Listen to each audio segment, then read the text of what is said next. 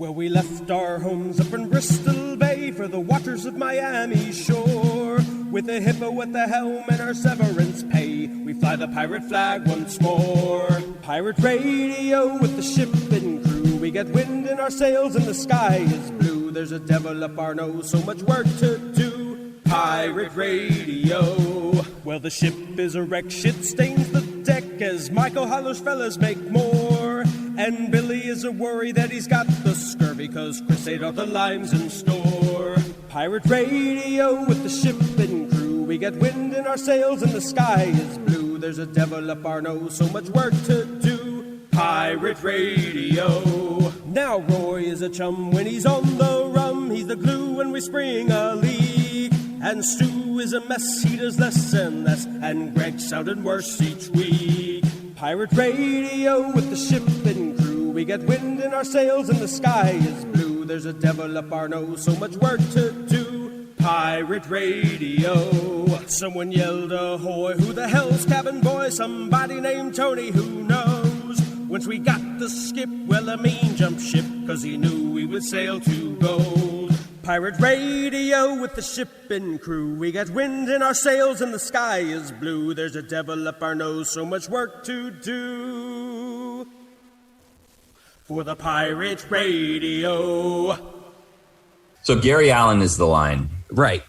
Someone more famous than Gary Allen, your wife would leave you. I've always joked with her as she walks by me right now that she does that, like 50 years from now, she'll tell me the truth about that Gary Allen night. And that she claims it was just her friends that went to dinner with him that night. So we'll see. Who's Gary Allen? He's the guy that sings, we're just sitting out here chasing airplane, watching airplanes. Oh, Jesus Christ, Chris. Well, like I said, who's Gary Allen? He looks like Kevin Dillon. He's doing radio right now. He's no singing sports writer. He's no singing sports writer. Damn right he ain't. Look at this guy and tell me this isn't country Johnny drama. Dan, did you hear me? I said that it backfired, the whole me leaving my wife for Jessica Beal thing. So what are the ramifications of everything going on with your wife? What's the worst of it? It just backfired. I told her about the bit, thinking that she, maybe get a little jealous, get a little upset. And she's just like, yeah, of course. Like, if Justin Timberlake hit me up, you think I'm hesitating? And I was just like, whoa.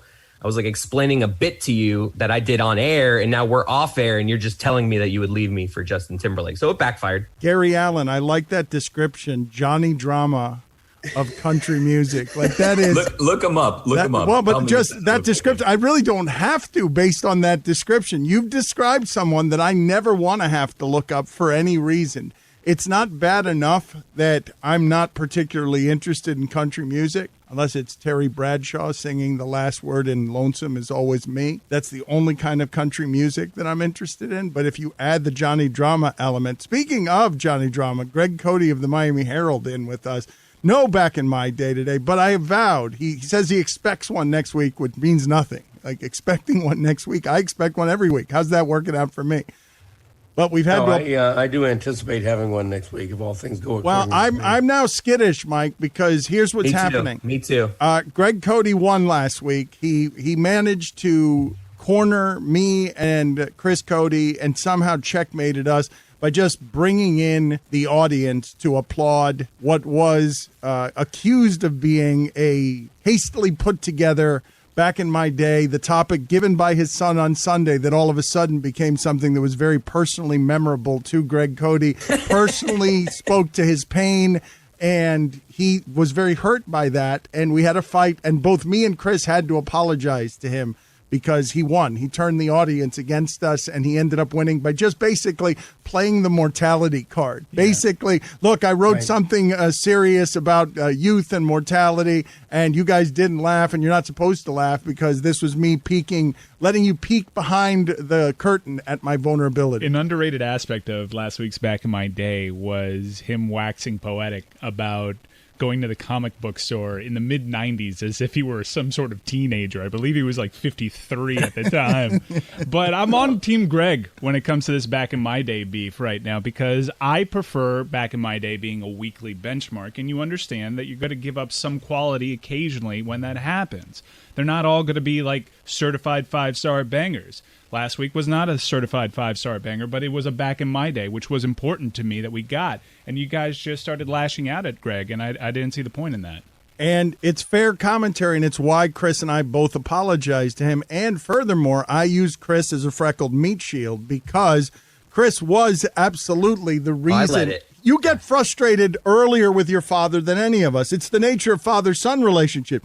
On Highly Questionable, everyone loves my father. No one is anything other than kind and patient to my father, except guess who?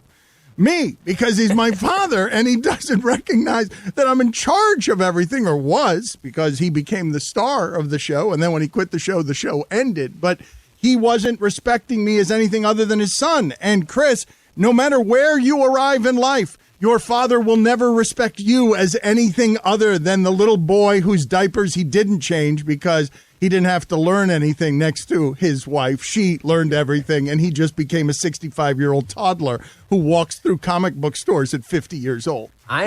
Listen. I just want to say that when I was buying my last career comic in 1994, that's the last time I ever did that. My comic book heyday was the mid to late 60s. All right. Let me just real quick. I am going to be nice to my dad today. So am I. Vowing. So am I. But let me just get this out of the way first. Hold it on. can be both. Oh, Wait, boy. hold on.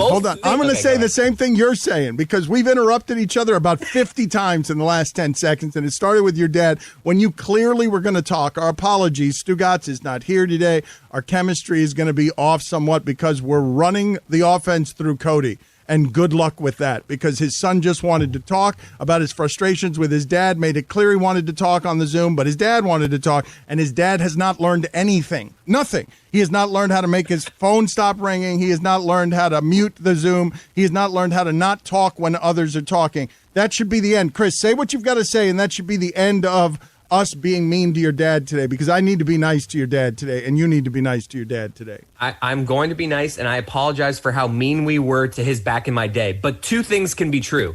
We were mean to his back in my day, and he's full of it when he says that was intended to be a serious back in my day. That's just, both those things can be true, and I'm just leaving it at that. I don't believe that he intended that to be a heartfelt back in my day. That's it. Yeah, that's Christopher's idea of an apology, which, by the way, I want to state for the record that Batard last week was kind enough to give me an actual apology, a lovely text.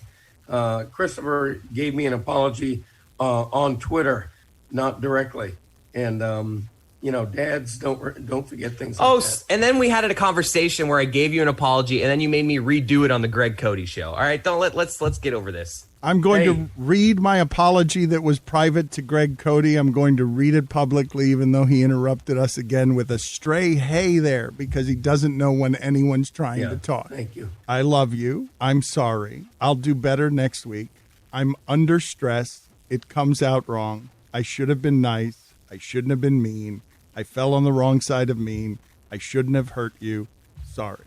And then that's an apology. That's a good apology. And then your father says, I'm over it. After all our years of friendship and all we've done for each other, you owe me no apology, but I thank you anyway. You can make it up to me with the scoop on where the show is headed. Right. That's exactly right. That's exactly right. No, and I mean that sincerely. I'm looking for that scoop. So hold on. Is that the biggest story? Oh, I don't want to talk about this anymore. Yes, Billy. Wait, did he get the scoop then? Or not? Because it seems like that apology was only going to be accepted if he got the scoop. We don't know where we're going, Billy. Do you know where we're going? We don't know anything. We don't. Neither do I. We've got someone in charge of this now. I know where we're going. I hope you interview Skip about it. That the interesting thing about that apology of yours is that anybody else noticed Batard really plays that stress card a lot lately. You know, the guy starts a multi-million-dollar corporation. And all of a sudden, he's got so much stress that's an excuse for all of the wrong he does. But that's fine. I love him anyway. So my apology is not accepted because I'm playing the stress card. I've been overheating. I'm sorry to everybody that I've been overheating. You're contributing to it somewhat, Greg. That may or may not be. By not doing Dan's apology, I do accept. Oh, God. No, the Barry Jackson thing did contribute somewhat to the stress. We Barry would Jackson thing.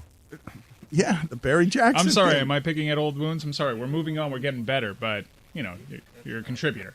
Chris, what have you and your father been talking about when it comes to sports? You and your father don't have a lot of connection points that I can see other than your daughter and sports and this radio show, and maybe just shared lifetime together, so you've gotten a unique look at how strange he is. What is your father homering about these days? Is he worried about the Heat? Is he writing concerned columns about the Miami Heat? What's he doing? I would say defending Tua, I would think, is his main beat right now. I'd say that we did the Deshaun Watson Tua thing a lot. I'd say that's the main topic we're on right now. So, Greg, you don't want a Matthew Stafford. You don't want Aaron Rodgers. You don't want anything other than, you don't want Deshaun Watson. You don't want anything other than let's continue to fertilize the growth of Tua? Well, of the three names you mentioned, obviously, I would want Deshaun Watson for the Dolphins more than the other two, largely because of age.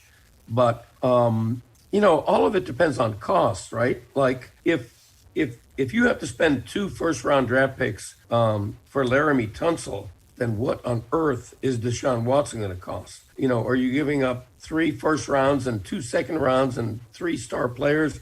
At some point, you do have to weigh. All things equal, yes, I'd rather have Deshaun Watson over Tua. All things equal, maybe the safest play is to stick with Tua, have faith in him, the faith you showed less than a year ago in drafting him 5th overall.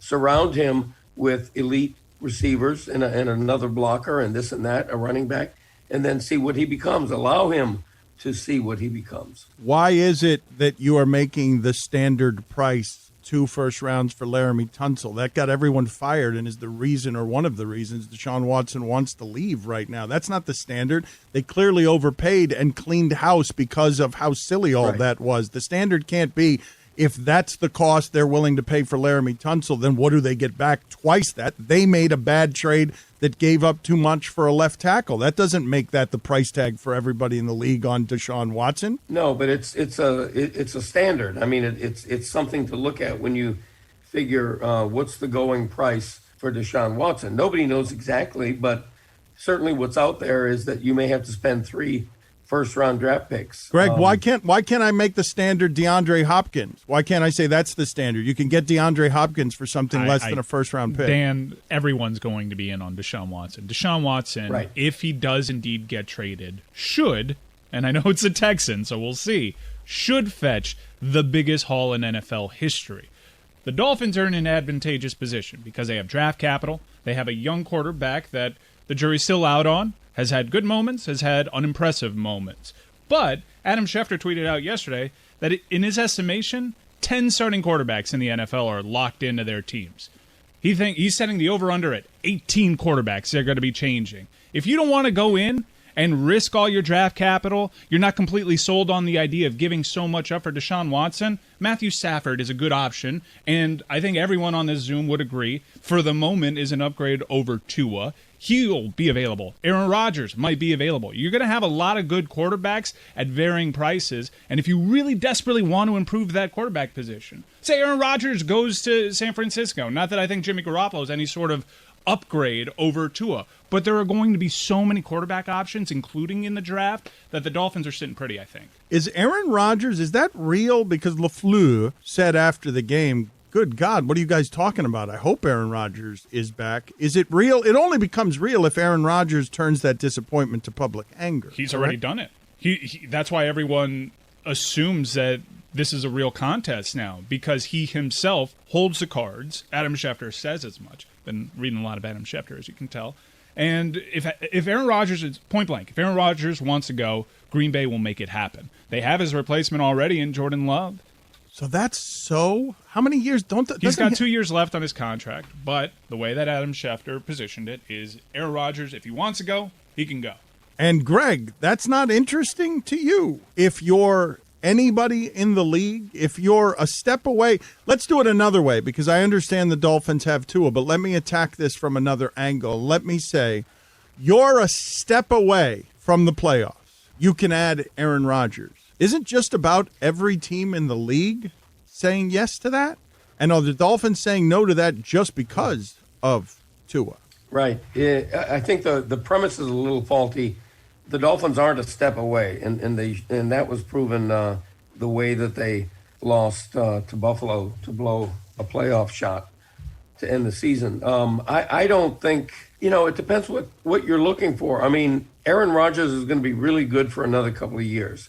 He's a bridge quarterback for somebody. He's not somebody you're going to rely on for 10 years. Same with Matthew Stafford, although Matthew Stafford is a poor man's Aaron Rodgers, obviously. But I don't think the Dolphins err.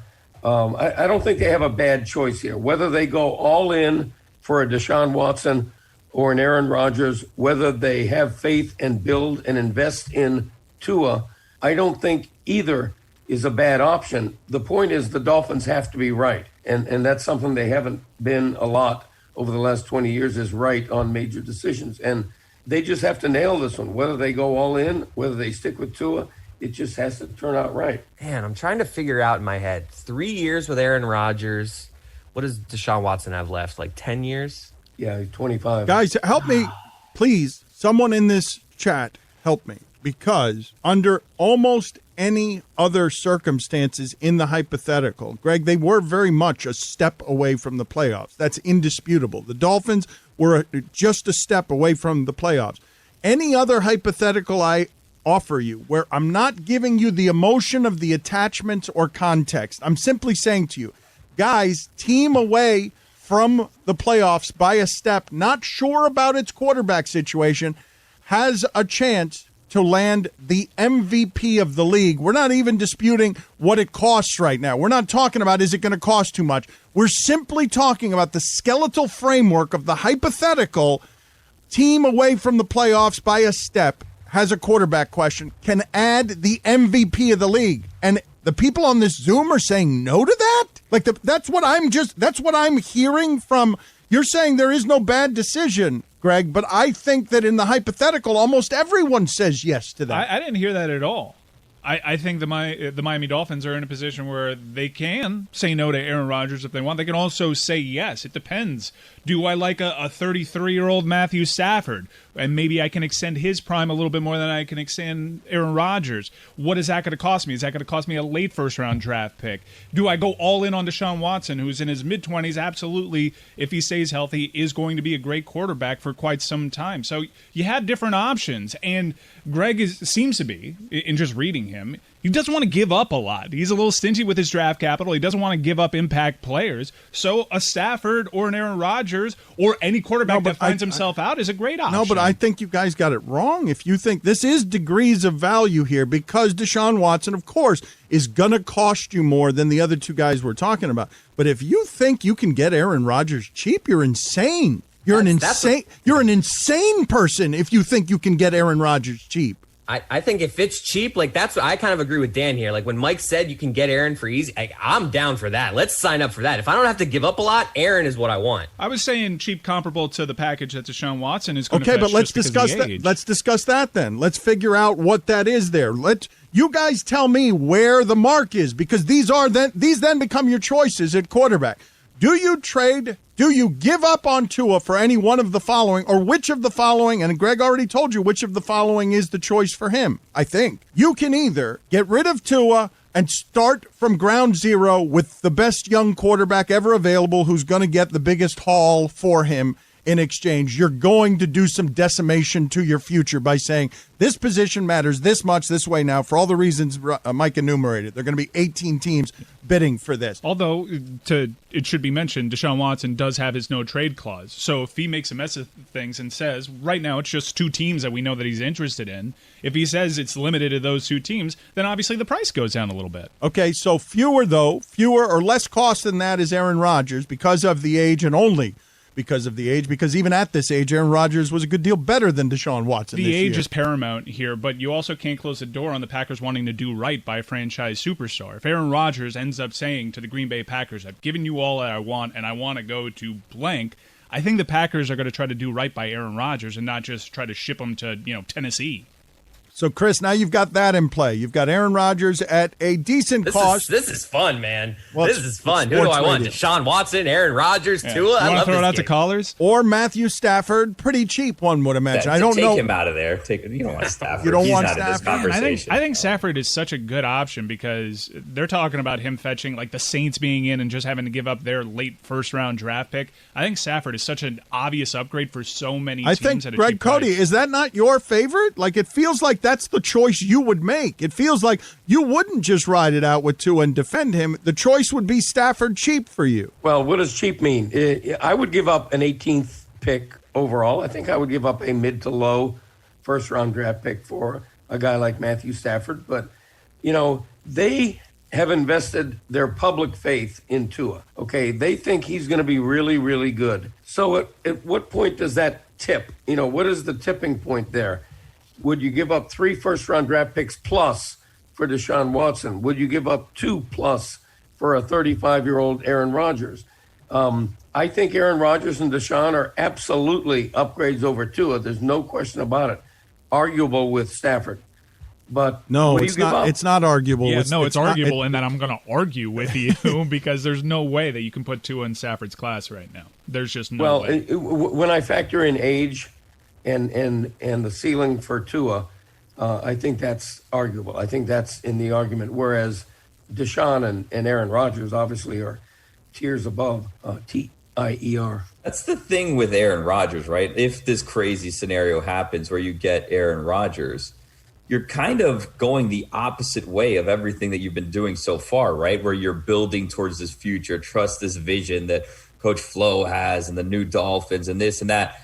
And you're going to cost yourself draft picks. So 2 years from now, you're going to be in the exact same spot. And do you think the Dolphins with Aaron Rodgers are good enough to win a Super Bowl? Okay, if I may here, I'm going to try and do this just as calmly as I can under the circumstances as Billy just sees Tom Brady 7 years older than Aaron Rodgers make it to the Super Bowl. Because it's Aaron Rodgers! Because it's Aaron Rodgers! Yeah. Big Aaron Rodgers, what has he ever done? One Super Bowl appearance. I mean, geez. Same amount of NFC championships. Overrated. Rex Grossman. Overrated. No one?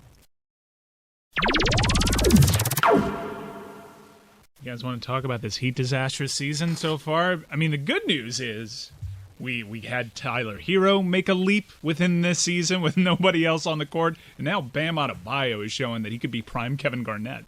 But, Mike, this thing, it feels like we've been having this conversation since the Sacramento Kings of Chris Webber, Vlade Divac, Mike Bibby, and Peja Stojakovic. That team hasn't been the same since. That city, that franchise, sports in that city haven't been the same since you saw a team that was basically jobbed out of a finals appearance lose piece by piece. And every time they lost a piece, you saw that, wow, Peja's really good. And wow, Mike Bibby is really good.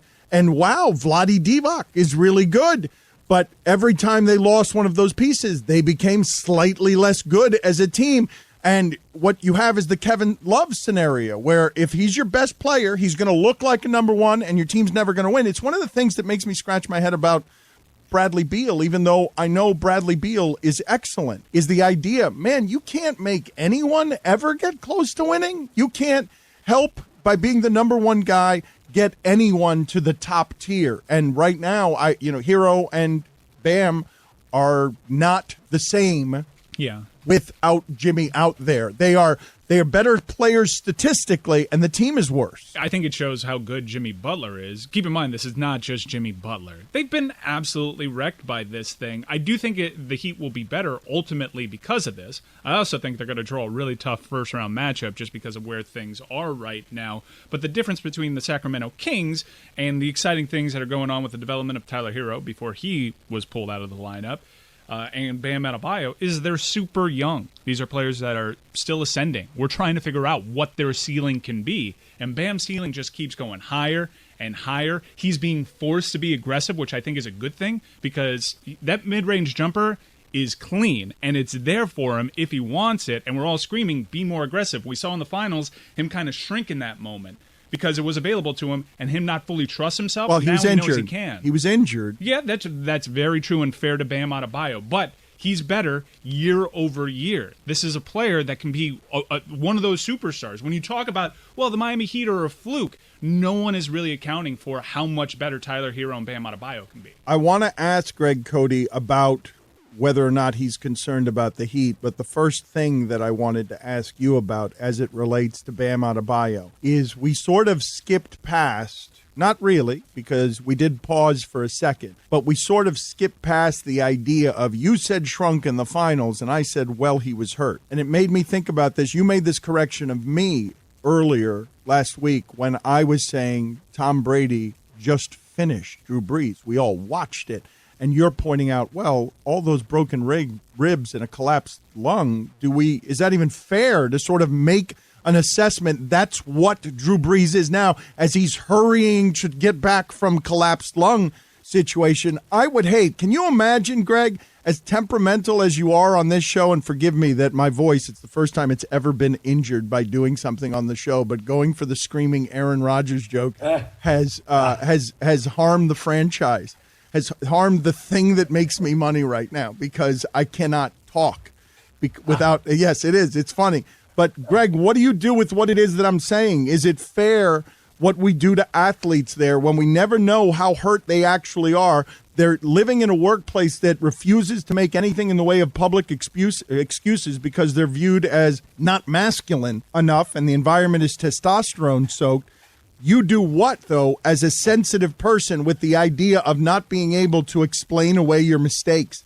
That we watch you on television look less good than you are, and we say Drew Brees is finished, and we say Bam Adebayo shrunk in the finals, and they're not allowed to peep up with, hey, my shoulder was broken, and I was taking all sorts of injections, or I have a collapsed lung. What do you want me to do? Yeah, I think it generally comes out, though, right? I mean, we knew that Bam was hurt in the finals last year. We knew that Goran Dragic wasn't himself, so it comes out.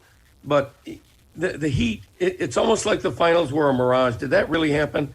I think everybody looks at that as a fluke right now, unfairly or not, and it's up to the Heat to prove that it wasn't. At full strength, I don't worry about the Heat too much. I still think they're a competitor in the East, but the East has gotten better, particularly Brooklyn. And right now, the Heat, show me the Heat at full strength with Jimmy back, with Tyler healthy. That's the Heat. The Heat we're seeing right now is not the Heat. When Bam Adebayo scores 41 points in a loss, that's not a good thing. When am I going to see the Heat at full strength? And then you begin to judge this team, right? Yeah, they're 3.5 out of the 4 seed, so I'm not panicking. I think once Jimmy's back, everything will be fine. Nice little win streak, we're good. Greg Cote, the thing that you just did that I don't believe addressed the question that I was asking you about just how one would feel listening to this in the audience if they were great at what they do and an injury kept them from being publicly great at what they do, and then we question their courage or their mental strength, shrinking in the playoffs, finished as an athlete. You said, well, it eventually comes out. That perspective, no, I'm not saying it doesn't come out. I'm saying that perspective is rarely lent to whether or not someone choked. 6 weeks later, the news came out, needed bone chips taken out of their knee. That is not something that we add into the equation. Somebody either shrank or rose to a big moment in the championship. We're not talking about whether the surgery 6 weeks later is the reason that they did or didn't shrink. That context gets lost once the noise, the cheering, the booing, the smearing goes away. I have my regrets so much about saying shrank in the finals because you've taken that and run with it, when my point is Bam Adebayo is a superstar right now. That's the important thing. I know he was hurt. He just didn't take a free throw jumper, and you explained as a great reason as to why he didn't take a jumper at the free throw. He was dealing with an injury later in that NBA Finals. The exciting thing is that players are being forced to grow with other players being out. Now, it's at great detriment to the Miami Heat, maybe at great detriment to their postseason chances, because instead of playing in Indiana in the first round, all of a sudden you're going at Brooklyn, and we saw with what James Harden did at the end of that game, that is a very talented team, regardless of what they gave up. They have 3 guys with the signature shoe. They're really good. I'm worried about it, but I do think we're sleeping on the Miami Heat collectively because no one's accounting for the ceilings at these players that helped get them to an NBA Finals just last year. Fluke or not, they can continue to get better. I do want to stay like a dog with a bone, though, on the idea of being sensitive as a human being, because I'm not interested actually in what Mike is talking about, which is predicting how good the Heat will be or how troublesome this time as the Heat loses is. I'm actually more interested here among a sensitive group of people, and I don't mean just us. The media, I have told you before, is remarkably sensitive. Not just sports media, the media. I've told you before that just about every athlete I talk to who walks into ESPN, because they come from an environment of coaching and criticism and pushed and failure, and people are really hard on each other. And it's an ecosystem in basketball and football where the inner cities are fighting for money. And to get to the top of that, you can't be up in your feelings. You can't be sensitive. They walk into the ESPN cafeteria. They walk into the ESPN newsroom. And again, they're like, man, why are these people so sensitive? Why is everybody here at the top of sports media? Why is it that these people are so sensitive? And the reason I asked the question of Cody and the audience, Cody specifically, because he can be very sensitive, is I'm asking the audience right now, you at work right now have to do your job, whatever that job is, really publicly. And when you do it poorly, a bunch of piranha who are not as confident as you are descend on you with criticism, saying you are soft and mentally weak and have no courage. And I'm asking you, in whatever job that is, and I'm asking Mike specifically because the Reddit grabs a hold of him. I'm asking Greg Cote specifically because we spend decades, literal decades around here doing this to the athlete at the microphones. And I'm just curious, if we were doing it to you, Mike, and you had been poor at your job here for 3 months, and the reason was, as I've been yelling at everybody because I'm under stress and I've been less good at my job. I was going to say, I'm just going to turn the question over to Greg. How did that feel when Dan did that to you last week?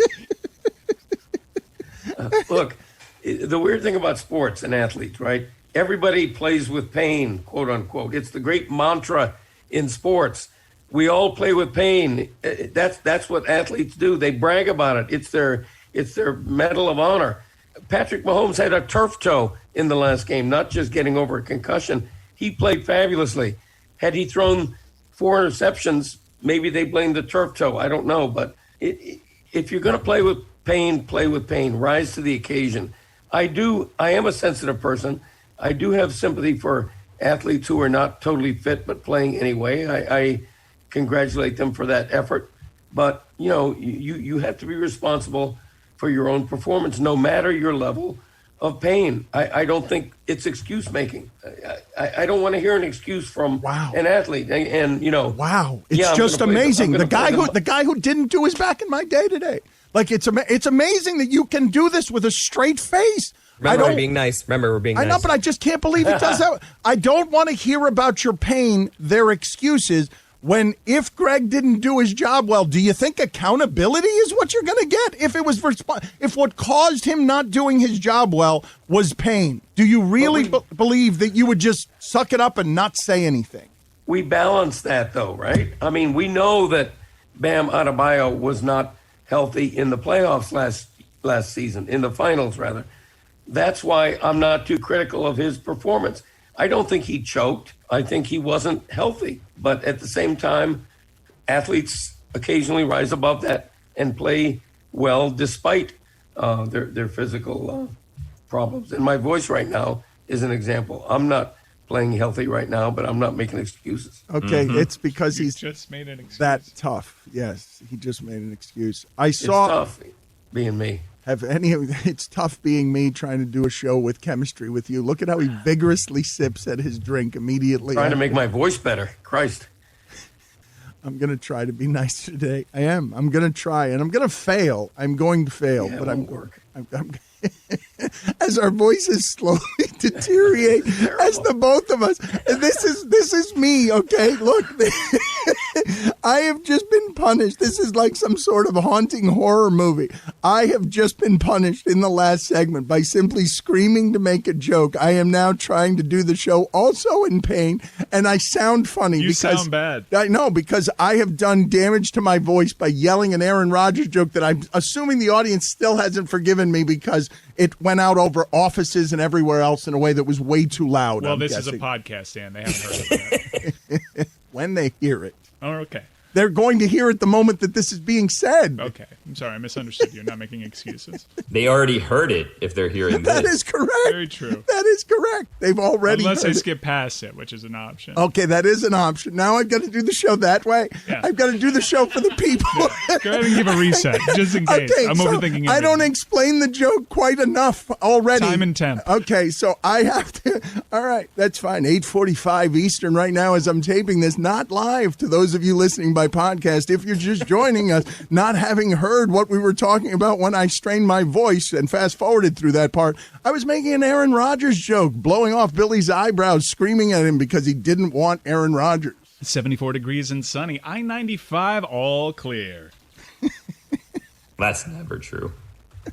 That is true. Very true. Even during a pandemic, you can always count on 95. What a fraudulent traffic report. We were trying to be realistic there, and the whole thing blows apart because, honestly, can someone explain this to me? Why is I-95 never all clear? We're just taking Stugotz's word for it. I actually think it is clear, and he's just lying every time. Where is he?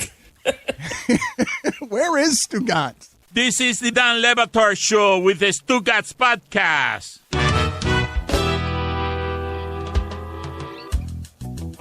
Chris, that's great. I want to get into that because your father, there's nothing he's prouder of than being a Hall of Fame voter. And I do believe that the reason that he is allowing Bagwell into the Hall of Fame and all of the steroid cheats before that were out of the Hall of Fame is simply because his son loved Jeff Bagwell as a child, and that son must not be betrayed by Jeff Bagwell by being a steroid user. So your father, who has a Hall of Fame vote, I no longer have a Hall of Fame vote because I hate how they've treated the steroid users. I lost my Hall of Fame vote. Greg Cote has that Hall of Fame vote, although he says it's not that vote, it's his own vote. It has nothing to do with me losing my vote.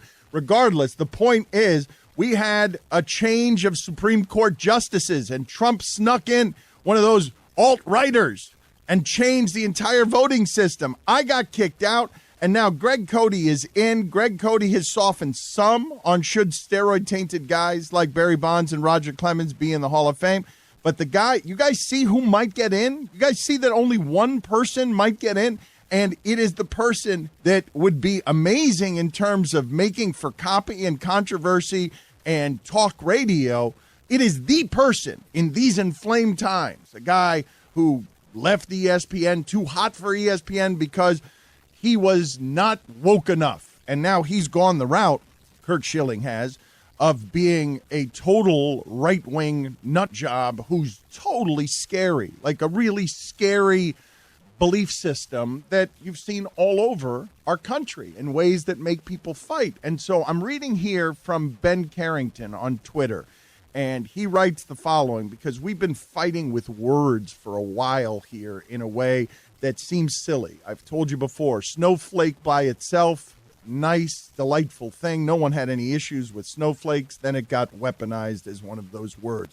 Woke just used to mean awake. It wasn't something that was weaponized. It wasn't negative. And so Ben Carrington is writing, and I bring this up because Curt Schilling is the guy. I don't know. Is he going to get in, Greg? Do you think Curt Schilling gets in, gets to make a Hall of Fame speech, which, of course, he would use to talk about some of the things that he believes that are very far right and and lunatic fringe stuff? Yes. I don't think anybody's going to get in. I do think Curt Schilling is going to come the closest. Based on early voting, he's right on the border. The last time I looked, he was like 74.9%. But historically, early voting tends to be a little bit more liberal, and later voting tends to that's even with Hall of Fame stuff. That's what I was hearing for the last 2 months. Right. Well, I'm just telling you what I've read and heard about the patterns of voting. So my prediction would be nobody gets in, which would actually be a pleasant surprise. But if anybody does, I think Schilling is the one who has a chance. And Bonds and Clemens, by the way, are going to get a record high number of votes in their next to last year on the ballot. Your son was making a joke there, Greg. He was saying liberal. You meant liberal as in far-reaching in terms of getting votes and not being too high a standard. He meant liberal as the politics of our time. And I do wonder, Greg, honestly, I wonder if Curt Schilling might be kept out of the Hall of Fame, not because now steroid-tainted guys like Bonds and McGuire or Bonds and Clemens and the Hall of Fame, but he might not get in the Hall of Fame because of his politics. Like that, They might not want him to make.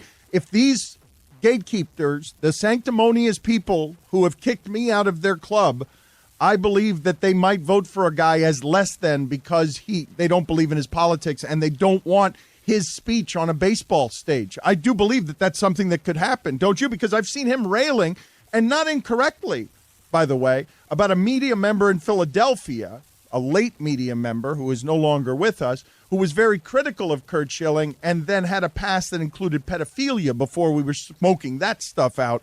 And he's like, see, there's the hypocrisy. Look at the people who vote on my greatness. Look at what they have in their closets, and they get to vote on whether or not I was great at baseball. I understand why Schilling would object to that kind of sanctimony. I also understand that if you put Schilling at a microphone as the guy who's always been called Red Light Curt and the guy who was one of Barbara Walters' 10 most fascinating people when he was doing all this winning, that guy probably deserves to be in the Hall of Fame, no matter what you think of his politics, because he did what he was doing, not on steroids. Like, you have to be objective there, Greg. You can't allow. It's the reason I left that club, Greg, is because they were telling the steroid cheats how immoral they were when I knew any one of us in that position would have chosen a fountain of youth, that all of the voters. That's the reason I stepped out. That's the reason I did the thing that I did. Yeah, I make my ballot public every year, and I did vote for Curt Schilling. Now, his politics I abhor, so I'm not happy to have voted for Curt Schilling, but I did because I think he deserves it, particularly when you look at his postseason performance when the games were biggest. It's just off the charts good. And I don't think he's, a Derek Jeter first ballot guy. I think he's a little bit borderline, but ultimately, yeah, I think he deserves to be in the Hall of Fame, as much as I hate to say it in terms of my own politics and my own views. Well, what he has, and this is not a small thing, right? Because I think this works against something like the greatness of Aaron Rodgers. Aaron Rodgers has some signature plays, but Aaron Rodgers doesn't have these time and date stamped drives that you remember because he's always in a pressurized situation. You might fear Aaron Rodgers for being great. You don't fear him for the same reasons that you feared Tom Brady, which you've seen him in the last 2 minutes of a game 1,000,000 times go down the field. Curt Schilling has moments, Greg. He's got signature Hall of Fame moments that echo across time, and you could sit here and quibble with maybe regular season record or that he was closer, I think, to 200 wins than he was to 300 wins, but that guy won championships. That guy was part of baseball's storytelling narrative that writers should appreciate because he was able to be great at the greatest of times while he was injured. So it's been a bummer to me as somebody who has liked, and I imagine this has happened to a whole lot of people across a whole lot of generational spaces in America, where you find out about someone's politics and you get dismayed in a way where you're like, oh, that's not what I thought you were. Like, I love talking to you. I thought you were interesting in counterculture. I didn't think that stuff was also, hey, let me put on a mask for my racism because it makes me comfortable to protect white power at every turn, no matter how racist it is. And so I ask you this to the group, and I ask it to Greg Cote. Ben Carrington writes the following: cancel culture is a floating signifier from the same conservative lexicon as political correctness, playing the race card, chip on the shoulder, and identity politics. There is no actual referent other than its political use, which is to reinforce right-wing ideology. They're words that, and certainly the left and liberals have done this too with Karen, right? We've done this with Karen where we have dismissed someone with, Karen by itself is a word that's not weaponized. It's been weaponized now. I don't know right now, as I listen and read people, I ask this question sincerely. Put this on the poll, please, Billy. Is telling someone they're a virtue signaler, is that virtue signaling? Is that also virtue signaling? Because now we're just weaponizing all of these stupid words so that we don't actually have to have a difficult conversation of when Curt Schilling gets at that microphone, what are we going to do when his identity politics are racist? I mean, we're pretty sure it would be funny and kind of hypocritical that generally the party of separate sports, no one wants to hear your politics with sports, is usually the right. And it would be pretty hypocritical of Curt Schilling, who I think has stood on this platform before, of keep them separate, to all of a sudden do it. But he's got a bone to pick. I think it's a kind of cyclical thing now, what you're seeing and what you just referenced, where it's in that same vein of we're intolerant of people's intolerance. But the right does have a pretty rich history, as that article pointed out, of co-opting phrases. What does fake news mean now? Because Donald Trump changed the meaning. Fake news was actually an important conversation to be had. I'm constantly talking to my grandfather, who's a right-wing conservative, who's constantly being tricked by the internet, because if it's on the internet, it must be real. It was a major problem. It had influence in the previous election. But now fake news means you're lying about a story about me. I don't like it. Fake news. And that's the meaning.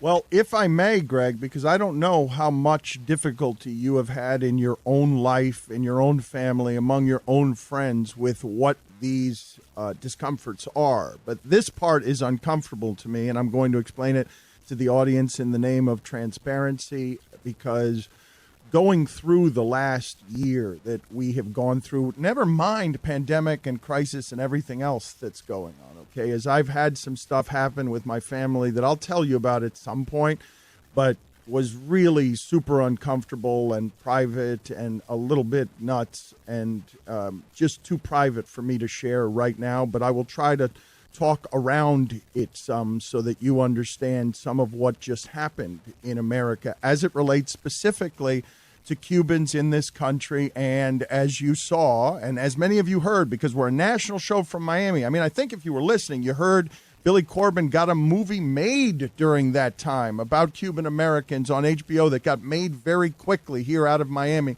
because he wanted to explain to people as a gringo how weird it is that this particular faction of the country, Miami Cubans, growing up with these old people who believe these articles, these old people who don't know what news is supposed to look like because they come from a propaganda state and they know not to believe anything because people were listening on their phones and pictures that were in the media when Fidel Castro was coming up, stuff wasn't real. And so they just learned to develop a healthy distaste and distrust of the government.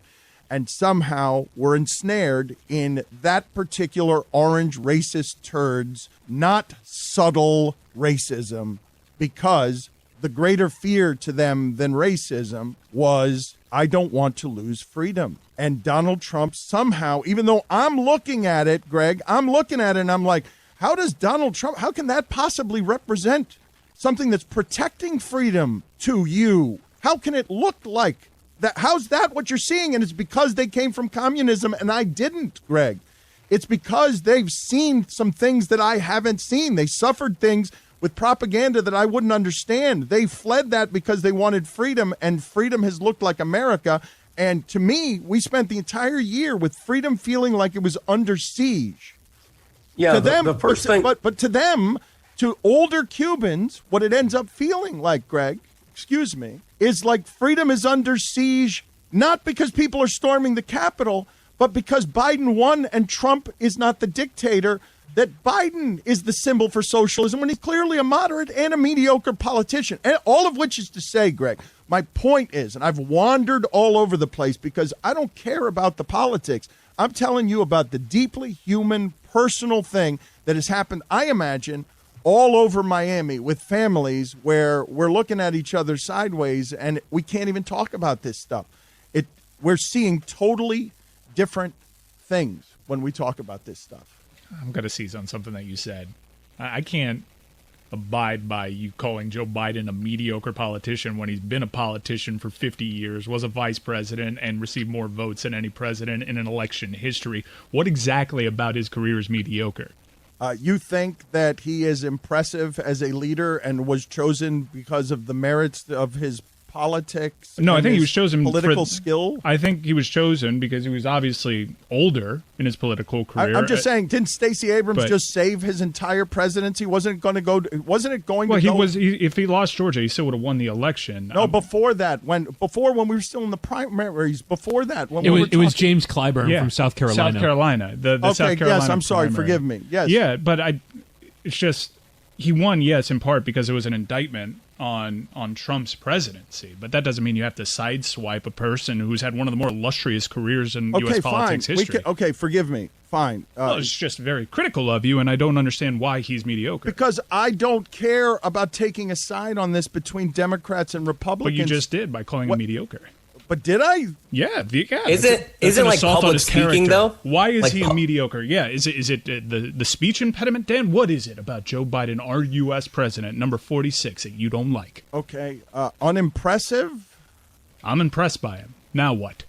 I was agreeing with Dan, actually. Like, I kind of like you heard Obama talk for 8 years, and then you see Biden up there, and I kind of agree with Dan. He's no Obama. He's no Obama. Speech. So now it's just public speaking. We just totally disregard the fact that he has a speech impediment, right? You going to be that guy, you bully? Barack Obama's speech gave me more comfort than Joe Biden's speech. No. Here's why Joe Biden's gave me more comfort. Is because it wasn't being delivered by Donald Trump. Yeah, that's the thing. Like, Joe Biden was the best available option, and that's basically it. You're only as good as your options, Dan. Yeah, let me give you some of my politics and show some opinion. I think he was the most electable one.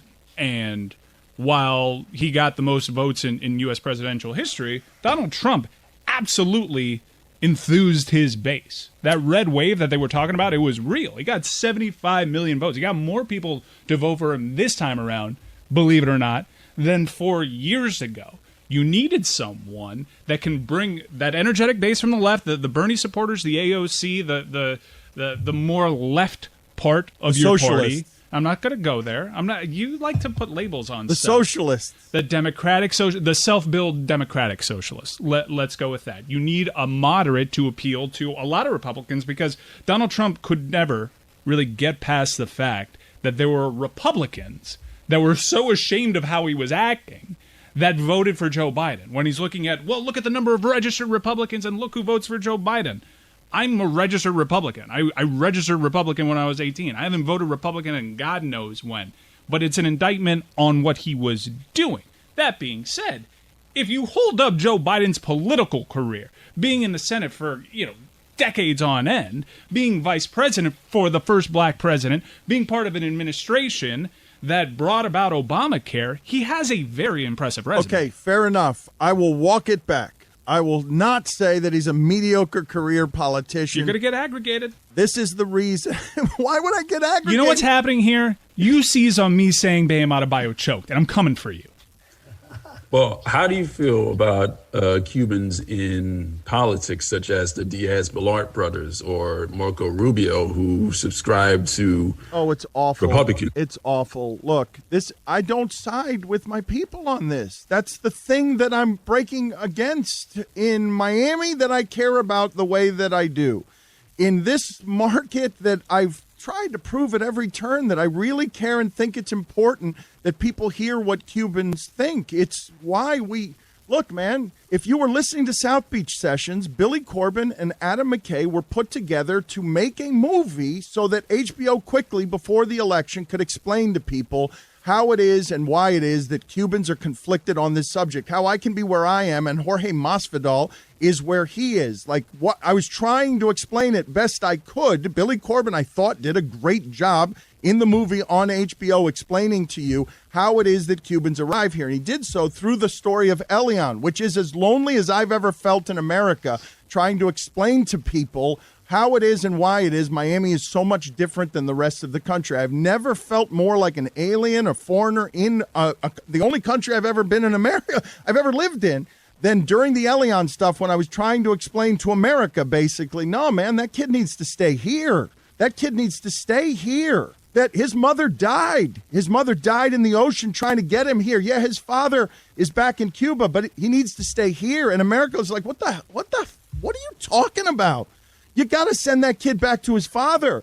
And Cubans were down here screaming, no, it's about freedom, man. Don't you understand? His mom died in the ocean 90 miles away, like a whole bunch of people throwing their lives literally to the wind on tires to get to freedom. You got to let that kid stay here. And no, his father's in Cuba, but his father's not free. That kid will never grow up free.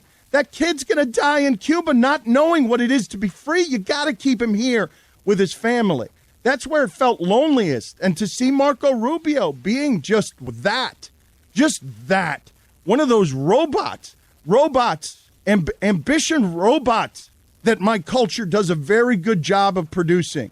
Ambition monster robots. It's horrifying. It's horrifying to me to see that guy representing my city that way. But that's why I represent my city this way. It's what I'm trying to do with everything we're doing around here.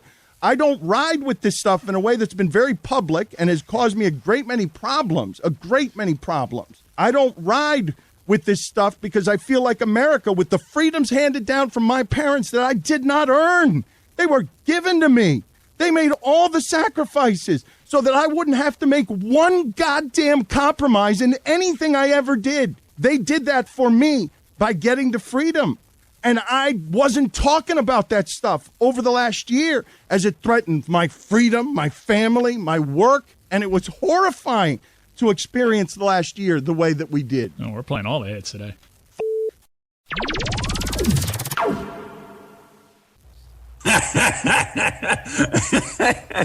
I'm sorry. It's so personal. Like, it is so goddamn personal. You put your voice beautifully to it. I actually never knew that about you.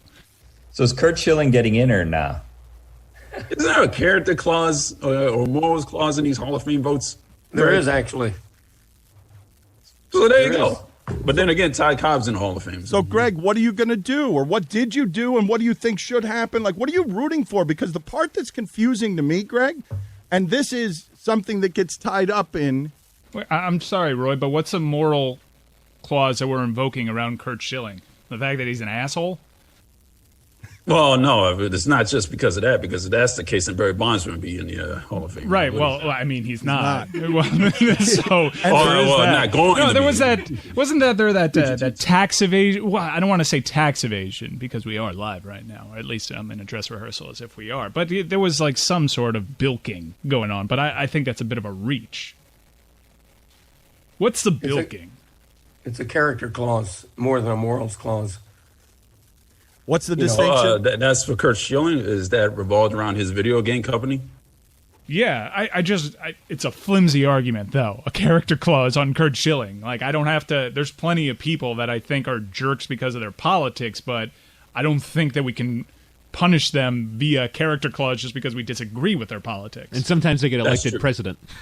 Precisely. Greg, but this is what's interesting about the Schilling thing to me, because wrapped up in I somehow became a person in 2015 that was arguing on behalf of the merits of the content factory that would be an anarchist Donald Trump winning an election. Like, I was rooting for just make a big giant mess because surely this can't win. This won't win, right? It won't win. Just make a big mess in these debates. And it can't win. It's never going to win. And yes, that's right. Laugh in my face. It's funny looked at from that perspective. And yet still, Greg, I want Curt Schilling at a live microphone making a Hall of Fame speech, even though I probably don't want to hear what it is that he has to say. I probably don't want to be anywhere near his politics. I still want the content factory that is Curt Schilling making a Hall of Fame speech. I like, and as an added bonus, I think he legitimately deserves, based on credentials that we should be judging, which are only on the field, only should be on the field. Even though I find him awful in every way, if I still had a vote, I'd be casting it for Curt Schilling. But I lost my vote because I was casting it against moralizers like you who produced the steroid-tainted question. Do we still have that in our library? Can you get that? We need to bring that back because Greg Cote's now he's a moderate about steroids. He's all softened, but he was right at the front of the pitchfork factory buying up pitchforks, complaining, and kept coming on our show and doing what, Greg? Can you quote what it is that you said famously on our radio show? So that you're not putting words in my mouth, I'll speak for myself on this. I don't think that the Bonds and Clemens level athlete who had a steroid issue should be kept out because they were so extraordinary beyond their steroid use and prior to their steroid use. With the borderline people, it should keep them out. Curt Schilling, I voted for Curt Schilling based on baseball merit. I would love it if he fell short and didn't get into the Hall of Fame, even though I voted for him, because I find him abhorrent. I find anyone abhorrent who looks at the January 6th U.S. Capitol raid as anything but insurrection, and who tries to justify it in any way. But and that's not a dichotomy to me. I'm voting as a baseball writer, but I'm feeling as somebody who's on the liberal side of politics. You know what I'm saying? I don't got the best memory, but I'm pretty sure that wasn't it. Greg, I asked you to quote directly the phrase that I was talking about that for many years you carried around. I don't know what you just did there. Did you not understand my question? You spoke for 2 minutes. I don't know the exact phrase. I don't know exactly what you're looking for. You were about... It's true. It's true that on my first ballot, I did not vote for Bonds and Clemens. I've only been a voter like 5 or 6 years. On my very first ballot, I did not vote for them because I wanted my first ballot to be pristine. I wanted to be proud of everybody I voted for. I changed my mind on Bonds and Clemens, and people do that. And I'm not the only voter who has, because their vote total has gone from about 30% to about 70% in the last 5 years. Why did you vote for Billy Wagner? I cast 9 votes. The maximum allowed is 10. Every year, not this year, when maybe nobody will get in, but most years, there are the 1 or 2 guys who are no-brainers. They're absolute first ballot guys. By the time you get down to your 7th or 8th or 9th vote, they're very debatable. They're arguable. And Billy Wagner was like that. The position is tough to get in the Hall of Fame. You sound like an old crank. That wasn't that also wasn't the question. You've been talking for 4 minutes when the question was just this. Do you think steroid-tainted guys like Clemens and Bonds should eventually make the Hall of Fame?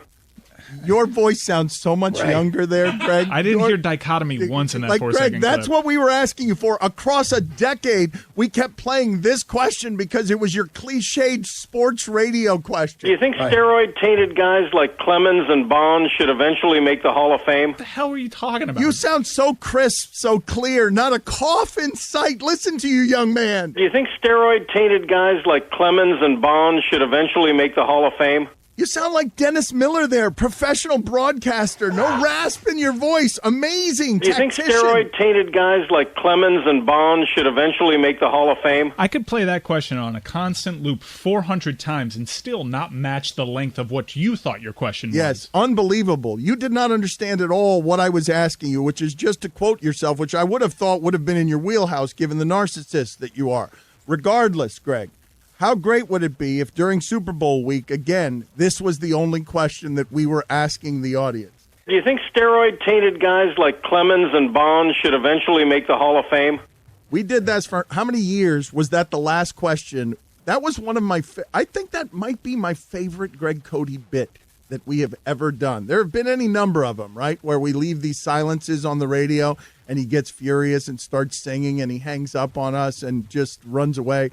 But I don't think I have something that I've enjoyed that you've done around here more, Greg, than putting that question in the middle of interviews that had no context. I'm pretty sure we did it sometimes with people who weren't even athletes, like entertainers and stuff. I bet you can find some funny people reacting to just that question falling out of the sky on somebody that as a non sequitur, because we would do it all the time talking. Did we ever do it to actors? Regardless, how do you not remember that, Greg? Oh, I do remember it now, but I didn't know that's what you were looking for. That's a bit, that's a bit. That's a funny bit, as you say. But my opinion on Bonds and Clemens evolved. I don't know how else to put it. Billy, so you were wrong initially, and now you're admitting that you were wrong, and now you're right. You were wrong, but you were not wrong about voting in Billy Wagner.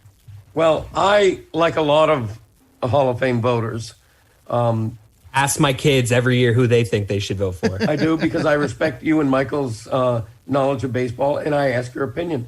Does that become my ballot? Of course not. And if you'd rather I didn't ask your opinion beginning next year, I won't. Just kidding. I'm just kidding. But there's something sacrosanct and pristine to me about the first ballot vote. Oh, well, again with this? Yes. Okay, again? All right, you're a former voter. You lost your vote in scandal. So naturally you would have a Okay, problem but with go it. ahead. You want to again make the same point that you were making about the first ballot and why it needs to be pristine, even though I think if you're a Hall of Famer, you're a Hall of Famer, and it doesn't have to, vary by the whims of an old sports writer who's asking his kids whether or not. Like, wouldn't it be great if Curt Schilling, I wish you'd said you hadn't voted for Curt Schilling, and then he lost by 1 vote. Because this is the stuff. This is the sanctimony I'm talking about. Pristine first ballots and all that nonsense. Curt Schilling was great. He was great, and he deserves to be in the Hall of Fame. It doesn't need to be judged by the judges. That's an opinion. He's a borderline candidate, which is the large reason why he's been on the ballot 8 years and hasn't gotten in, because the majority of voters see him as a borderline candidate whose induction is arguable. Mike, do you think that the greatest question in show history, it's got to be Greg Cote asking steroid-tainted Bonds Clemens? No? Not remotely. And it's getting to be that time of year. This is the true number one. What's the single most important thing the Falcons have to do to beat the Patriots? Yeah. It's King of the Mountain. Yeah, right there. that's right. It is. You think I think we should mix it up. I think we should ask our 2 best questions during Super Bowl week, and you never know which one's coming. Is it going to be this one? What's the single most important thing the Falcons have to do to beat the Patriots? And we'll change it up. Right. Yes. Nobody ever asked Greg. That's so right. I can't believe that I didn't cite that. Greg, it's been 3 times in 3 years that somebody has worried about, hey, are you okay? Everyone else just blows through and answers the question. Do you think steroid-tainted guys like Clemens and Bonds should eventually make the Hall of Fame? We got to do that. We have to do it, Mike. This is a rare Tuesday where Greg sounds better than you. I'm sorry. I blew out my voice in the first segment of the show, Greg. Greg, what kind of rattlesnake of a laugh was that? What is going on with your voice? It's a death rattle. You are in no. It really is. Yeah.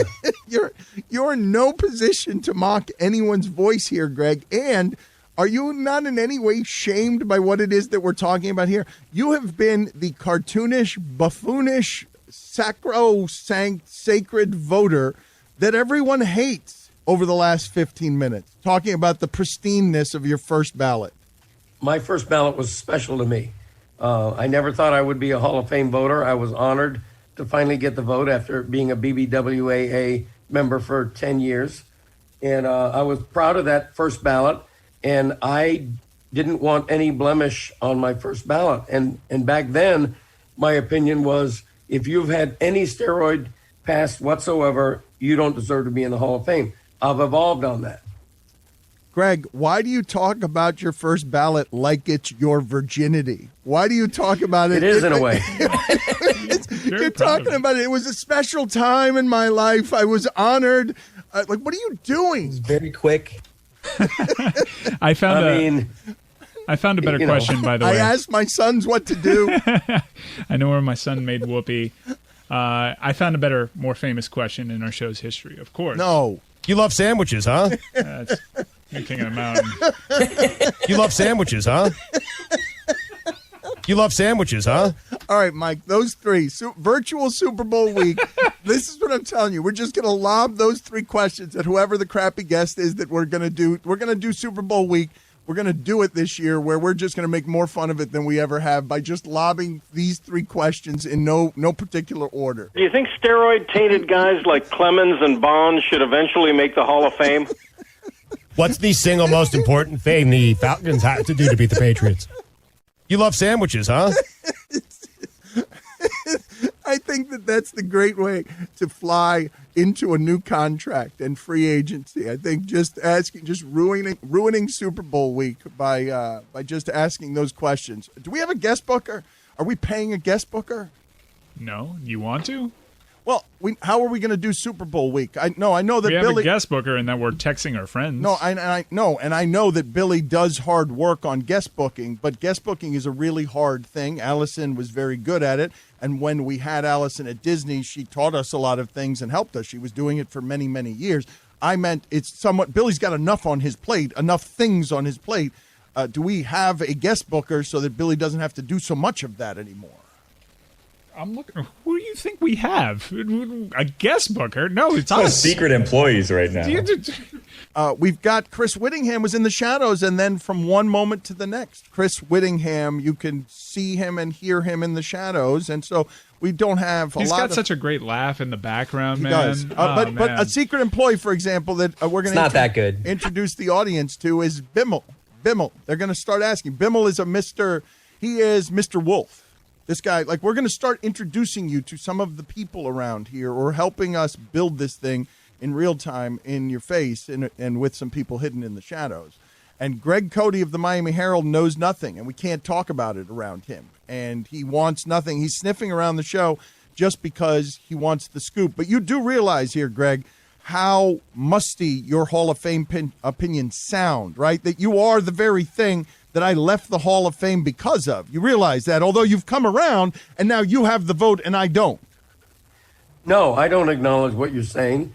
I think I'm a good voter, a conscientious voter, and I don't really know what you're talking about when you say that I'm a musty voter who represents what people hate about Hall of Fame voting. I don't understand that. Explain it to me. Well, you voted for Jeff Bagwell because your kids told you to, because he was their favorite athlete, and he might be guilty of some of the same steroid stuff that you chased Barry Bonds and Clemens around for, and they were better than he was, not by a little bit either, and they were kept out of the Hall of Fame. Right. By you and your vote. You may have not heard me earlier when I said I vote for Bonds and Clemens. But you didn't from the beginning. You changed your mind on that. That's true. And you know, maybe you've never in your life changed your mind about anything. I have, and I'm not ashamed to admit. But how can you dispute what I'm saying, that the very thing that I left the club for is the very thing you were doing when you got the vote at the beginning? That's not, yes, you can change your mind and you can be wrong, and that is all nice, but I'm not saying anything that's not factual. About me changing my mind? Look. No, Greg, I got out of the club because people thought about the club the way you did at the beginning.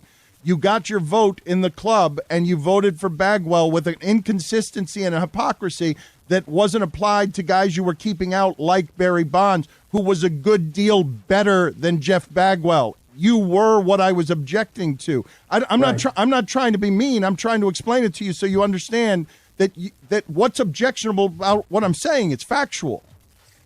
I cast a conscientious ballot. I don't always cast a perfect one. Never have I thought that Jeff Bagwell was a better hitter than Barry Bonds. And for personal reasons, I didn't vote for Bonds that first year. I actually don't remember voting for Jeff Bagwell, to be honest with you, although if you say I did, I probably did. But I don't remember that because he certainly would have been the 9th or 10th guy on my ballot. You know, some voters don't. That's why it's very difficult to get 100% on anybody. Babe Ruth didn't get 100%. Some voters don't vote for the guy who's automatically going to get in because they want to use their vote down ballot. Contrarily, some people vote as their 10th guy. You know, Juan Pierre. I didn't vote for Juan Pierre, but I almost wish I had, just so he would have gotten one vote. Things like that happen. But when you have a consensus of 500 voters, generally you get the right decision. When did you change your mind on Bonds and Clemens? Was it your second ballot?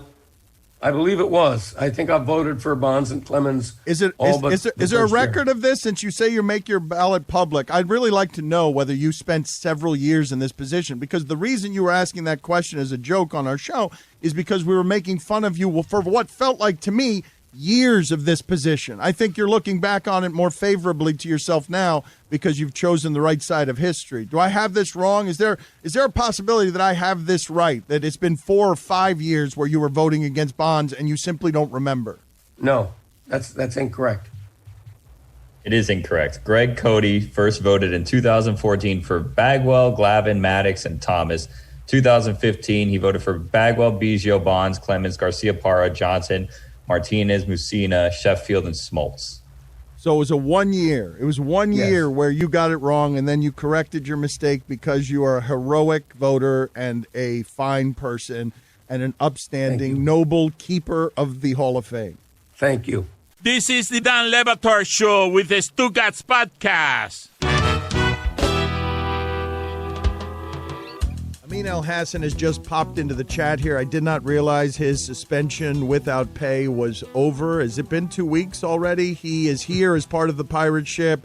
The skipper, John Skipper, not real happy recently to learn that Amin El-Hassan was part of the pirate ship because we're making announcements in a formal, professional manner, and Amin's out here doing things on Twitter that he shouldn't be doing. And so we'll get to that in a second with Amin El-Hassan because he's already representing us in ways that are uncomfortable. But before we do that, Mike, can you please help the audience understand where they can get us soon in a way that's exciting to us?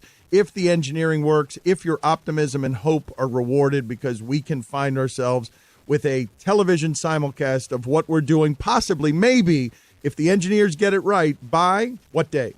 Thursday. Visual accompaniment to your Dan Le Batard Show experience will be here Thursday. We already have an active Twitch channel, as some of you may know and subscribe to. If you haven't subscribed to that Twitch, it is Le Batard and Friends, and is spelled out A-N-D, and Friends, Le Batard and Friends. Find that out on Twitch, and we will go live on Thursday. Full local hour, full Big Suey. Full hour 1, full hour 2, full post game with some breaks in between, not static images. We're going to try to keep you entertained, and forgive us if Thursday is clunky because we're going 40 minutes pretty much start to finish, live, one shot. We haven't been doing this live thing for a month, so we might be a little rusty, but it should be fun on Thursday. And so there you have it. Amin El-Hassan is here. Can you tell us, because a lot of things are happening, his 2-week suspension, did he just pop into the chat? Is he ignoring the 2 weeks? It doesn't feel like it's been 2 weeks since he was suspended without pay for putting porn on Twitter. I'm lifting the suspension, but the without pay thing still stands. Time served. I didn't know I was suspended until maybe like 2 or 3 days ago. Someone said, "How's the suspension going?" I said, "Huh?" You don't know the backstory on this? No, I don't. I mean, I have an idea, but I didn't know that it had risen to those levels. I get an email from Skipper, like what's today? Today's Tuesday, Sunday night. I got an email from Skipper, and I'm getting called into the principal's office, and I'm like, wait, what are we talking about here? I had no idea.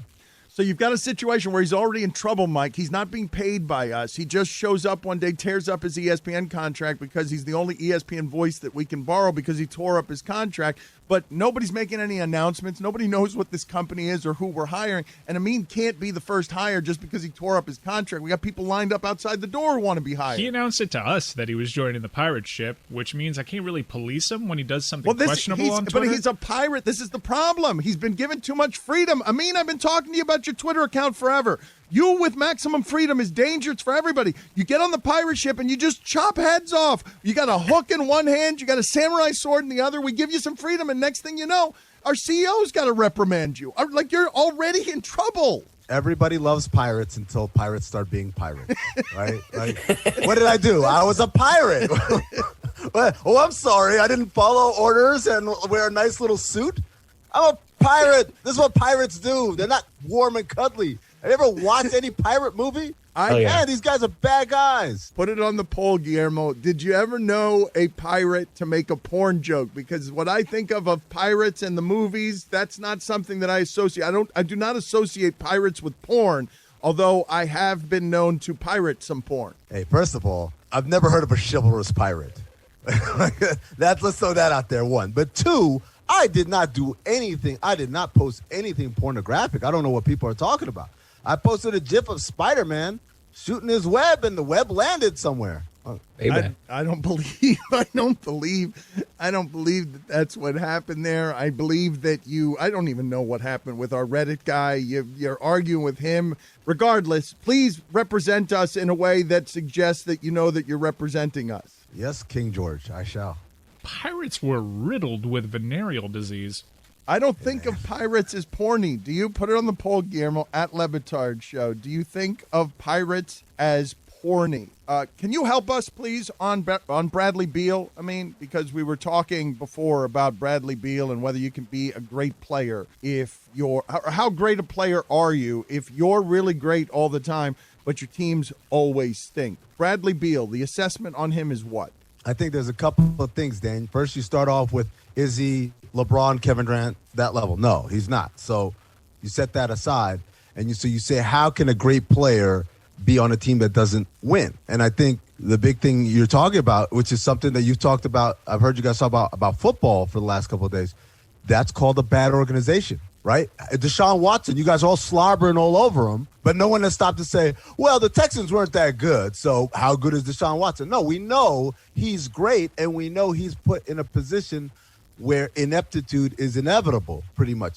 Aaron Rodgers, yes, he's at, conference finals a couple of years, a Super Bowl in the past, but there are vast years where the Packers weren't that good. And so do we say Aaron Rodgers isn't that good, or do we recognize that the structure around him is faulty? And the last example I'll give you, if you remember, right when the Packers job and the Browns job was open, and Mike said, the Browns job is way better. I said, no, it's not, Mike. He said, what? We got Odell Beckham. We got my man who got the goods dude and all that. I said, Mike, it's a terrible organization. They'll find a way to mess it up, right? And yes, they had a good season this year, but guess what? The Packers have had 2 better seasons. And so when you talk about Bradley Beal, you have to keep in mind the organizational kind of ineptitude sometimes holds back the greatness of a player. I hear what you're saying, but tell me the organizational leadership that there is in Green Bay, because their ownership structure is unlike any other team in the NFL. Sometimes you can get lucky. Bad owners sometimes get great players. Look what happened with the Chicago Bulls and Michael Jordan. Sometimes you just get lucky. The Green Bay Packers in my lifetime have had 2 of the greatest quarterbacks we've ever seen play in the game. Right now, what you're seeing is a whole lot of people with a whole bunch of job security letting down their greatest quarterback ever, and this is a franchise with Brett Favre and Bart Starr. My rebuttal is, I'm not saying that they are a paramount of excellence in sports management. I'm saying they're not the Cleveland Browns, Mike. Like, that's what you got to understand. When you talk about the Cleveland Browns, you are the bottom 4. You just be careful. I understand Jimmy Haslam asked a hobo who he should draft one time, but he's learned from his mistakes. He now has hardware, being that the Columbus Crew are MLS champions. On the upward trajectory, old Jimmy Haslam. Greg Cote, you are somebody. What was that? You are somebody. It was a distracted by engineers, Mike playing the hits on Brown Homer. It was old-timey, the end of it. The dismount was old-timey. Look, just because you don't know Jimmy Haslam owns the Columbus Crew, that is not a strike against me. It's a strike against you. I just saw somebody run through his studio I've never seen before as he was doing all of that. And it's a person who I think had my money in his hands and just ran off into the shadows. I don't know if it's one of our security people You're paying or good. what, but Mike right now is, there are people wandering around, and so what just happened to him was he went to Homer Mike Brown's content, and instead we just got indifferent Mike, bored Homer Mike. Yeah, and you were trying to make a Bradley Beal point, and I started fighting with you over the lack of ownership in Green Bay. That's correct. By the way, I like, in the movies when they want to pull off a heist, all they got to do is put on a hat and a jacket and then walk into the service entrance and everyone thinks they work there. I imagine that's what's happening at the studio right now. Guys are just putting on a jacket, maybe a little tuxedo or something like that, and they walk right in, and Dan assumes they're part of the help and throws money. No, but I mean, this is what is happening around here. What's happening around here is somebody shows up, walks through, looks like they belong, and I'm like, how much do I owe you? And so that's what's happening around here. And I wanted to get to Cody, though, as it relates to what you're saying about Beal, because he's a Heat homer. And Heat fans have gone from, yes, Giannis. Yes, exciting, Giannis. Okay, I'm going to argue about whether, do I want Harden? Do I not want Harden? Do I want him? Oh, he's gone? Oh, I kind of wanted Harden. Okay, never mind. And now it's like, do I have to settle for Bradley Beal? I've been sitting around here for a while. I've wanted something. So, Cody, tell Amin, how do you feel about this? Do you want Bradley Beal on the Miami Heat? Yes or no? I'm not sure what the cost would be. Maybe Amin has a better idea than I do. But the Heat, what are they, 6-10 right now? But look, until Jimmy Butler's back, until they're at full strength, I'm nowhere near the panic button on the Heat, even this early in another truncated season. I don't think they need to have Bradley Beal. And what would he cost? Like, what is the market? Bradley Beal is averaging 35 points a game on 49% shooting, 36 from 3. I mean, the guy is incredible. Get him over here. Yeah, this is as no-brainer of a desire as you can get, because this guy's an elite shooter. He's a multi-talented scorer. He can pass the ball. He's a playmaker. He's not a point guard, but in terms of the way that Heat want to play, with a lot of moving bodies and kind of relocation and multi-skilled players. When you think about Goran Dragic and you know, Tyler Hero and Jimmy Butler, these are all guys that can do different things. They're not really in a box. Bradley Beal fits that perfectly. And so the cost, obviously, Tyler Hero, I think, would be the starting point right there. Draft picks would absolutely be part of the compensation.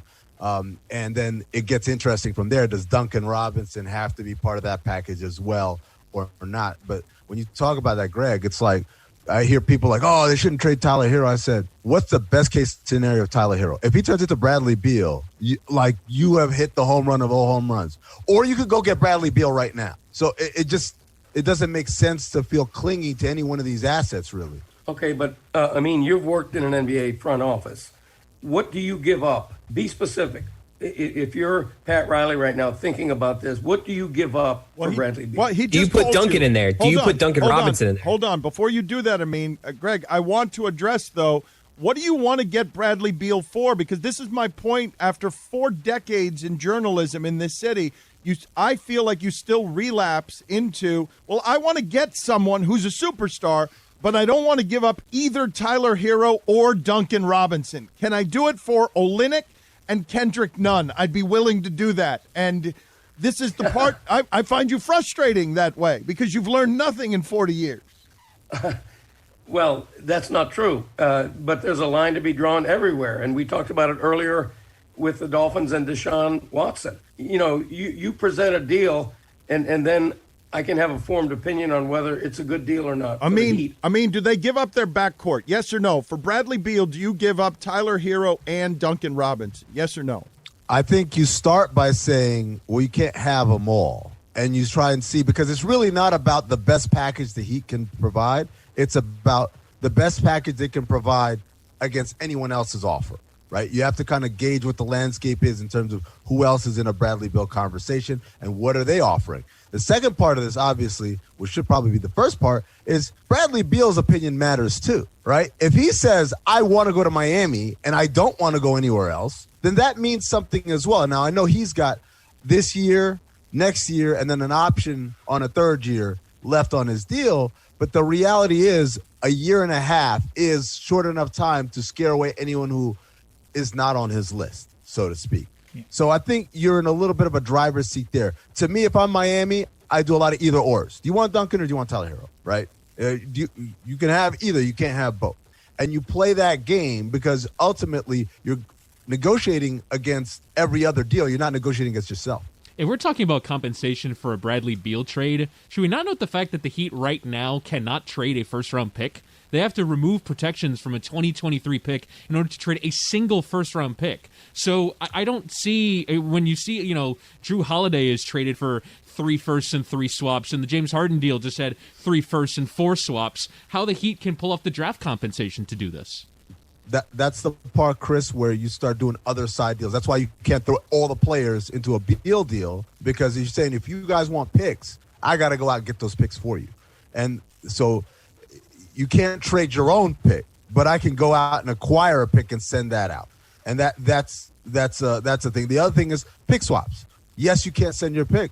You can send out pick swaps. We saw that in both the Drew Holiday deal and the James Harden deal in those off years. So what Chris is talking about, real quick for the listeners that don't know, there's a rule called the Stepien rule that basically prohibits an NBA team from saying, I'll give you my 2021 and my 2022 and my 2023. You can't give consecutive first-round picks in the future.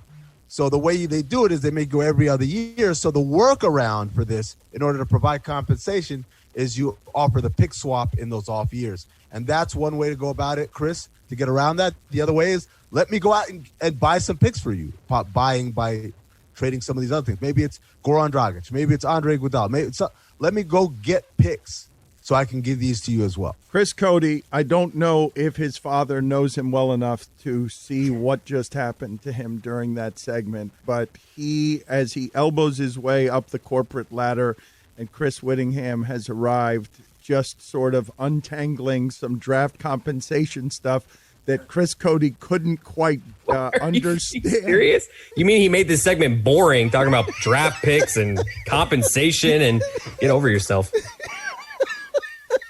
Now, Chris, I'm going to give you one piece of advice, Chris Cote.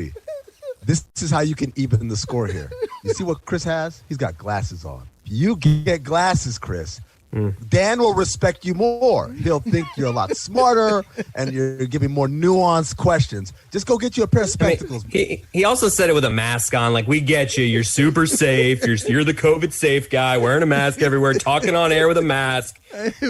Andy got in there, though. How about no lack of aggression from Whittingham on wanting to unspool a tapestry of protected and unprotected consecutive draft pick minutia? Yeah, but that glasses theory has been disproven because I'm wearing glasses, so I don't think that's going to work. Greg Cote just took off his glasses, and it terrified me. I haven't seen Greg Cote without glasses in about 50 years. Here, let me do a little lesson for Whitty right here. You want to make that segment good? It's a Beal deal. A Beal. That's it. He's got you there. He just checkmated your ass, Whittingham. Get back to the bottom of the show business ladder. Do not crawl or climb past Chris Cote. Not to betray the Chris's, but Chris Whittingham also put that in the chat 5 minutes ago. You're a snitch, man. He was trying to help everybody. He was trying to help everybody, and eventually he's like, somebody's got to get in here and do the job. Nobody here knows anything about the unprotected picks, so that he and Amin can both drag the show right into the ninja pool talking about unprotected picks. One last note, because we've probably bored people with Bradley Beal talk, but Chris Whittingham, who's been spectacular this segment, alerted me to the fact that at a 3-8 record in the games that Bradley Beal has played in, Bradley Beal, for one of the worst teams in the league, still has a positive plus-minus. He's been an incredible player. So real quick on that. That's the other thing about the Wizards that's kind of unfortunate is that they're not as bad as their record is. Bill Parcells, have a seat. Net rating is your best predictor of how good you are as a team.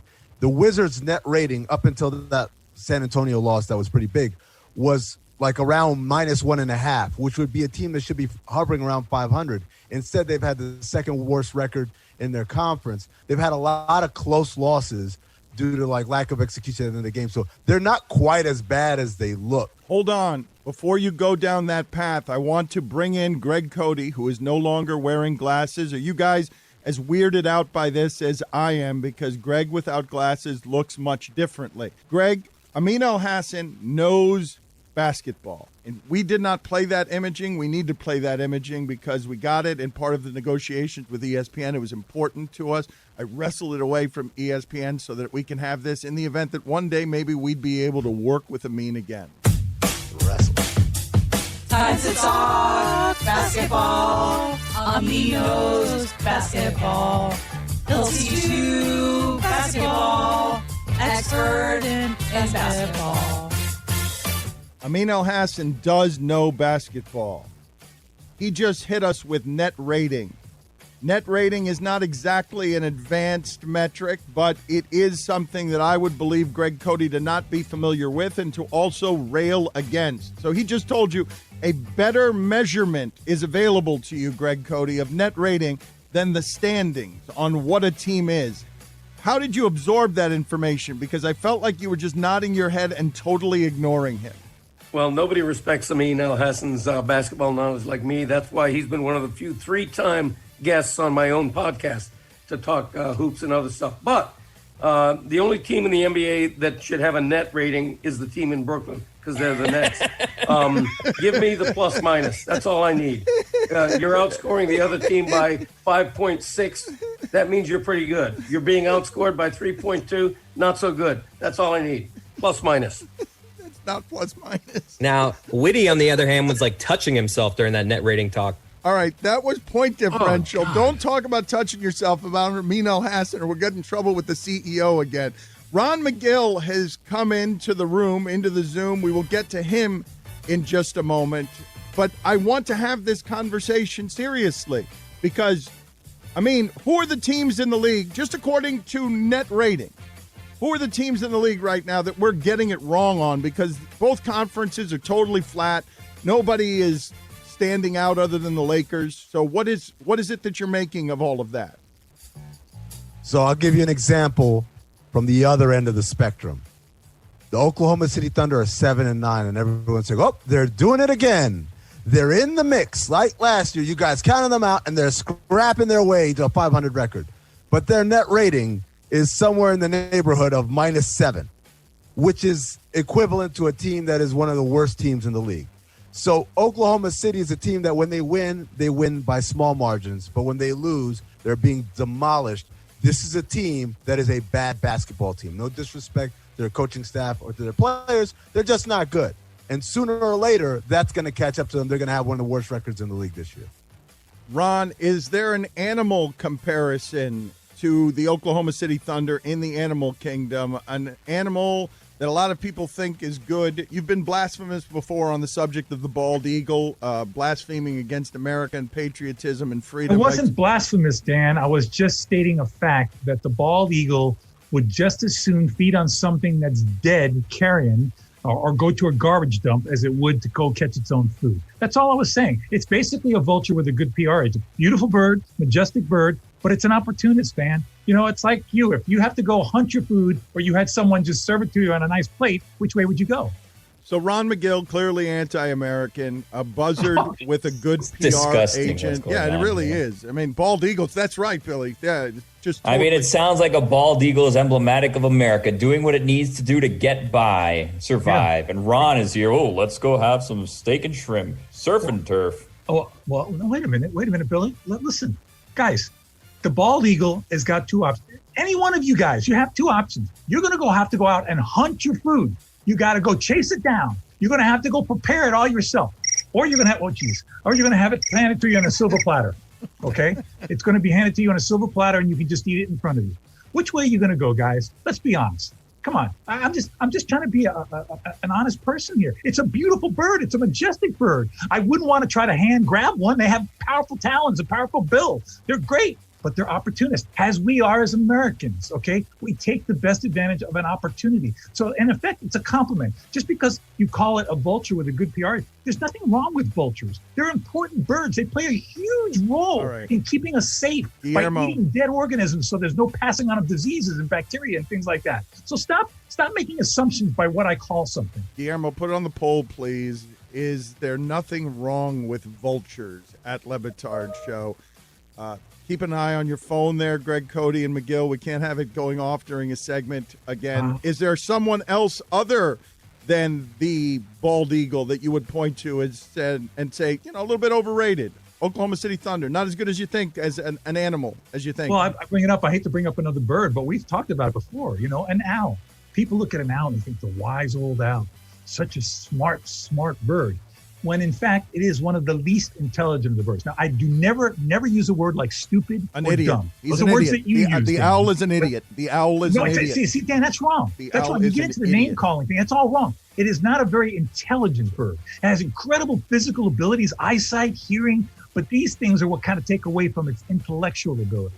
So the owl, whereas many people perceive it as this wise, incredibly smart animal, is not very smart at all. How'd they get wise? How did they get wise? I want to get wise. How did they get wise? Because they look wise. They do that little head turn that kind of goes slowly, and they have those big eyes, and they look very intelligent because they do everything methodically, but they're not wise. And then, of course, the Wise potato chips, that whole company jumped on that logo and just perpetuated the myth even further. Is that why? That can't be the reason. Are you telling me that, is it possible that owls are viewed as wise, the opposite of what they are, because they're idiots, because of the Wise potato chips? No, I'm saying that they were viewed as wise, which is why the Wise potato chips use the name Wise, okay? Because the myth of them being intelligent was in the beginning, and then Wise jumped in them. Now, people are probably going to say, well, Wise potato chips are not that wise. They're not that good. If the truth came out about owls, then it might hurt the brand. I don't know. Amin, is there a basketball comp for someone that is assumed to be wise that isn't? No comment. Oh, no. What are we not be a coward. You for? No, I'm a coward. Oh, when I was a pirate, everyone was clutching their pearls. Oh, my God, the pirate is pillaging and burning things. And now when the pirate says, well, I've been prosecuted 8 million times in the last 2 weeks, now all of a sudden I'm a coward. You're the coward. Welcome to my hell. Welcome to my hell. Good God, everyone settle down. I tried to shout because I don't like your no comments. What are we not paying you for? And the pirate swashbuckling just kept cutting off arms and couldn't be stopped. Let's let's go around the room here. Any questions you got for Ron Magill? And Amin, if you have any animal questions, let me know. But before we do that, I want to thank our audience on behalf of Ron Magill because it's crazy, right, Ron? Anytime. I'm telling you, Dan, I've been at the zoo for 41 years. I've never been more moved, more blown away by a response from an audience that I've never personally met in my life. This has been something, I forward you the numbers. It's just unbelievable how these listeners have come through to support wildlife. It's like nothing we've ever experienced. Everybody at the zoo is looking at me like, how did you do that? How'd you do that? And I said, I went and I called the bald eagle a vulture with a good PR agent and Dan Batard. This is what is happening around here, which is very exciting for us, right? Because right now we are not making anything other than jokes and announcements because we're sitting here floating around, and we've told you, because you believe in the spirit of that, we've told you that Ron Magill for 10 years has been like that mustache, honest to God, has been a bit of a beacon here, like where a lighthouse in a storm. We will go where it is because Ron Magill was an animal guy that the sports crowd executives didn't want to be a part of what we were doing, but the Miami show refused to change and was going to stay Miami, and you couldn't ask us to not be Miami by our first move going national, getting rid of our popular friend, a guy we love. We're not going to do that. And so just by telling the audience that story and telling the audience specifically that for the last few years we've only been able to raise these giant sums of money with meet and greets because Disney has one charity, we have our own for the moment as part of what it is that we're doing as this machine becomes something that I hope is also a giving machine on causes. I mean, you're giving plenty right now. The causes that we care about. But look, the offshoot of that, right? The offshoot of people believing in what's happening around here. I'm giving plenty, none of it to Amin. Amin is throwing up his hands. Why am I not getting anything in the security guard? If you want to pick up engineering as a side hobby, we got you. Anyway, the point of it being that in order to support, they've been supporting you too by Cameo. They've been they are supporting people by giving money away. And one of the ways that they did it is, and we'll tell them one more time because it'll happen again when I say this, is to raise just a ton of money for this endowment just by telling them, hey, Ron's riding with us. Ron loves us. We love Ron. And so, Ron, one more time, just tell the people what it is that you do and what it is that you do for the animals so they know what it is that they're giving to. And before you tell people exactly where they can go to help, we're going to make it very easy. If you're listening to us via podcast, which is the only way to listen to us today, there is a link to Ron's endowment in the episode description, making it very easy and seamless for you. I appreciate that, Dan. I appreciate it, Mike. Listen, like I said before, I didn't come to work at the zoo 41 years ago to work for an attraction. As a matter of fact, I'm one who doesn't believe ever in taking an animal out of the wild and putting it under human care. Having said that, the overwhelming majority of the animals here were born under human care, were not taken out of the wild. But in a perfect world, we wouldn't need any zoos. Having said that, if zoos are to exist, we've got to protect the animals in the wild. Because if the zoo is the last place you can see these animals, we as an institution have been an epic failure, which is why I came up with creating this endowment. This endowment is basically a place where people can make donations. Their money never gets spent. That money just adds to a corpus that then produces dividends that enables that money can only be spent in the wild. That money can only help conservation efforts in the wild. Not a penny of that money gets spent here at the zoo. It is only spent to protect animals in the wild because I believe that's what we have to do. And I wanted that to be some kind of a legacy. I said, I don't want to die and think, what did I do? Work at a zoo for over 40 years and what did you leave behind? Nothing. So we created this endowment. Anybody who donates to that endowment, that money goes in there. They'll all get a personal letter from me, and it just creates more money. This year, folks, the endowment was able to give away close to $100,000 to everything from putting radio collars on elephants to help elephants in the wild, helping sloths in Panama, helping bears in India. It's just unbelievable what we've been able to do to help preserve these animals in the wild. We sent folks thousands and thousands of dollars to Australia to help the koalas after the fire. And that all came from the endowment. And everybody, again, I feel like I'm not being expressive enough to tell the people how thankful I am. I sent Dan the numbers. After just 2 days, we received tens of thousands of dollars from people around the country, from almost every state in the country, saying they wanted to help with this. And they believed in it and said really nice things about me, even though they keep calling me a doctor. I'm not a doctor, guys. Let me make that clear. I am not a doctor. But I really appreciate the comments. People just made great comments. And listen, guys, we're all leaving a legacy. Long after all of us are dead and gone, that endowment will remain and continue to provide money to help preserve this wildlife for our kids and their kids after that. So, I just can't say thank you enough. I don't understand. I can't comprehend the power of your listeners. It's just unbelievable. They really support the stuff, and we appreciate it. It's why we're in here doing what we're doing right now. Roy, what do you have for Ron Magill? Ron, Martha Stewart has launched a line of cannabis-infused doggy treats. How is that going to help or hurt dogs? Well, listen, I don't know. I mean, I'm not a veterinarian, but I will tell you this. I mean, cannabis has obviously been proved to have strong medicinal purposes with human beings. And there's not a huge jump from humans to animals when it comes to medical care. So I think that if it can scientifically be proven that cannabis can help out animals, whether it be with anxiety, whether it be with whatever problem, because animals experience the same problems we experience, okay? So similar treatments, and again, I think it's been scientifically proven that cannabis can be used to help people in certain situations, so why not be able to help dogs? Now, Martha Stewart's maybe jumping on the bandwagon. I don't know what kind of a cannabis expert she is, but hopefully she's working under some kind of veterinary guidance. Amin, is there an NBA comp for someone excelling while using cannabis? According to Charles Oakley, 75% of the league. Lamar Odom. Greg Cote, what do you have for Ron Magill? Ron, you're a champion of animal rights, and the other day I accidentally and briefly found myself watching a bit of professional rodeo on TV, and I thought to myself, would Ron Magill approve? What do you think of rodeo? Yeah, I'm not a huge fan of rodeo. I got to be honest with you, Greg. There are certain elements of rodeo. There's certain elements, barrel racing, I think is great. I think that some of the events in rodeo, but when it comes to jumping off a horse on top of a running calf, I'm not a big fan of that. I'm not a big fan of putting a strap under a horse to make it buck, to make a steer buck. That's obviously something that makes the animal uncomfortable. That's why the animal's doing it. It's a desperate effort to get you off of it. And I just don't think we should be putting any animal through that kind of stress for our entertainment. I have tremendous respect. And I got to make this very clear. I know so many of these cowboys, so many of these rodeo guys, they love their animals. Don't get me wrong. They love their animals. They just have this adrenaline rush, this sense of competition, and that's something that drives them. But as an animal person, I always try to put myself in the place of the animal. And you know what? That animal's not doing it because it's fun. The animal's doing it because they put a bucking strap under it and it wants to get you off. So I just don't think it's right to put an animal through that. How about the running of the bulls? I like the running of the bulls when they get the guys that are running, because it's what I call natural selection. Okay, if you're going to run in front of a bull, you're asking to get gored. That really doesn't bother me. What it does is it reflects the stupidity of some of these people that are running in the street from bulls running after them. It doesn't make any sense to me.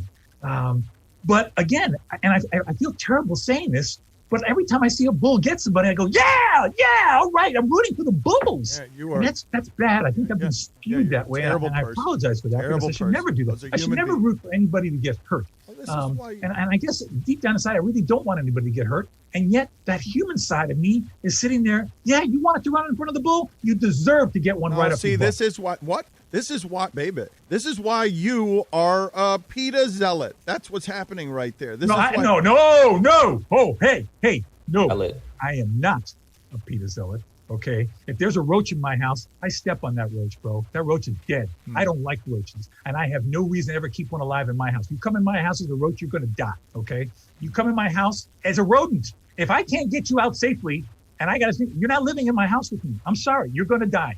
Okay, I'm going to do it as humanely as possible. I'm not going to put out like glue traps and stuff like that. But trust me, I believe that animals can be treated humanely, and they can still serve a purpose in our society, whether it be for food, whether it be for product, whatever it is. It is a circle of life in that way. So please don't ever label me an extremist in that way, because I am extremism in any form is dangerous. Ron, last night when I was walking my dog, I saw what was either a mouse or a rat laying on its side, not moving. I assumed it was dead, so I avoided it when walking back. And then I looked back and saw it just move its head, get up, and run away.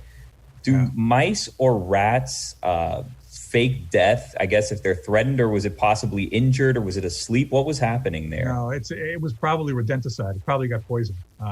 Poison is kind of a slow process, and that when you see animals like rodents out in the wild, especially on their side like that out in open air, they've been poisoned. And the problem with that, the problem I have with using these types of rat poisons is what happens is a hawk or an owl will see that rat and grab it and eat it.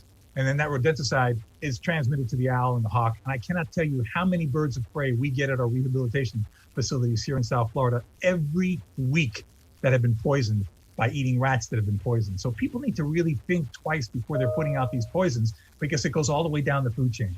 Whenever you see a rodent or any animal like that laying on its side and then it starts to move and looks better and then lays on its side again, it's going through that cycle of being poisoned, and unfortunately it's probably going to die. And unfortunately that poison is going to be transmitted to whatever ends up eating it. Ron, earlier you were talking about vultures as being necessary to the ecosystem, to the circle of life. What is the least necessary animal that if it went extinct, we wouldn't really miss it that much? I want to say the damn mosquito, but, it is food for so many different animals, especially things like bats. But I got to believe that if we didn't have the mosquito here, the loss of food, there would be other insects that could be eaten. There's no animal that I know of that feeds strictly on mosquitoes. So I think by eliminating mosquitoes, you're eliminating not just an animal that bites us and annoys us, but really the greatest killer of all animals. More people have died because of mosquitoes than any other animal on earth. So I think if I had to choose, I would think the mosquito. I think something else would fill that niche and it could be eaten. I don't think there's any single animal that feeds strictly on mosquitoes, that if the mosquitoes were eliminated, they'd all starve and die. They would adapt and eat something else. So mosquitoes are my choice to get the hell out of town. Roy, what do you have for Ron Magill? Ron, the population of gray whales off the coast of Baja, California has been thinning out and dying. And for the past couple of years, it's just been about 400 whales that have died. And scientists don't seem to know why. Do you have any theories about this? I don't, Roy. I can tell you that, those whales, their numbers are going down. And yet things like blue whales, their numbers are going up as many other whales are going up. I think a lot of environmental people have we've cut back on the whaling. There's been huge rebounds in many whale populations. The only thing I can think of, Roy, is just climate change. As the oceans are warming, the patterns of food are changing, and we're going to see a lot of fluctuations in different populations. Some animals will benefit, a lot of animals will not. The only thing that I can see that has been changing on a consistent level going up, while we're still doing all this great environmental stuff to try to help protect whales, is things that we are not able to control right now, that climate change. And I think that really has incredible effects on so many animals that we're learning more and more about every day. So climate change is going to be my choice for any kind of, loss in the gray whale population. Ron, could we get rid of mosquitoes if we were trying to get rid of mosquitoes? Is it like, how would we go about doing that from decision to actual practically, technically doing it? Can we do that? Well, we can do that because we've genetically modified mosquitoes to where we can catch mosquitoes and we can sterilize them. And we can sterilize them to where they don't reproduce. The thing is, it is such an epic task when you think of the gazillions of mosquitoes in the world in so many different climates. And again, I would hesitate to do that only because, in my head, I'm thinking, well, there's got to be something else that can replace it. But there's a reason for mosquitoes. There's an old saying, Dan, you can't mess with Mother Nature. There's a good reason for everything that's here. As much as I despise mosquitoes, they obviously play an important role. But feasibly, I certainly think we could do that. It would be an enormous, epic task. It would cost $1 gazillion to do. But if we really to focus on it, I think we could wipe out anything we wanted to. You love sandwiches, huh? What? You love sandwiches, huh? What the hell is that? You love sandwiches, huh? Oh, okay, I got it. I just got pumped. All right, thanks, guys. I don't, sometimes I don't get the show, but then I get it. Ask him another question. Ask him another one. Do you think steroid-tainted guys like Clemens and Bond should eventually make the Hall of Fame? No. Wow. Shocking. PETA zealot Ron Magill wants to... I'm not a PETA zealot. Stop that. Yeah, Dan's a zealot about PETAs. What's the single most important thing the Falcons have to do to beat the Patriots?